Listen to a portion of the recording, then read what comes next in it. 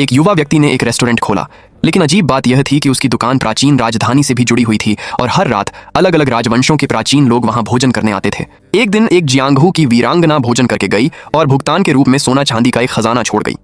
युवक को उसका वजन असामान्य रूप से भारी लगा। उसने उसे दांत से काटकर देखा और आश्चर्यचकित रह गया।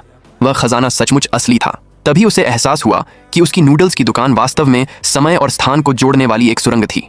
उसने उस सोने चांदी को बेचकर 10 लाख कमा लिए। लाभ का स्वाद चखने के बाद उसने आधुनिक ग्राहकों पर ध्यान कम कर दिया और प्राचीन युग से आने वाले ग्राहकों की सेवा पर ध्यान केंद्रित करने लगा। एक दिन पुराने वस्त्र पहने एक वृद्ध व्यक्ति धीरे धीरे उसकी दुकान में आया। उसका स्वभाव एक विद्वान जैसा था। युवक ने उसके लिए विशेष रूप से अधिक उत्कृष्ट भोजन तैयार किया। भोजन के बाद वृद्ध ने बताया कि उसके पास पैसे नहीं हैं। उसने भुगतान के बदले अपनी लिखी हुई एक चित्रकला देने का प्रस्ताव रखा। युवक ने सोचा कि यह कोई साधारण पर्वत और नदी का चित्र होगा, लेकिन जब उसने उसे खोला तो उसमें वुशान लानजिंग की मोहर लगी हुई थी। युवक जानता था कि वुशान लानजिंग युआन राजवंश के प्रधानमंत्री का नाम था। उसने तुरंत अनुमान लगाया कि उसके सामने बैठा वृद्ध वही प्रधानमंत्री होगा, इसलिए उसने तुरंत यह सौदा स्वीकार कर लिया। भोजन और पेय से संतुष्ट होकर वृद्ध उठकर जाने लगा।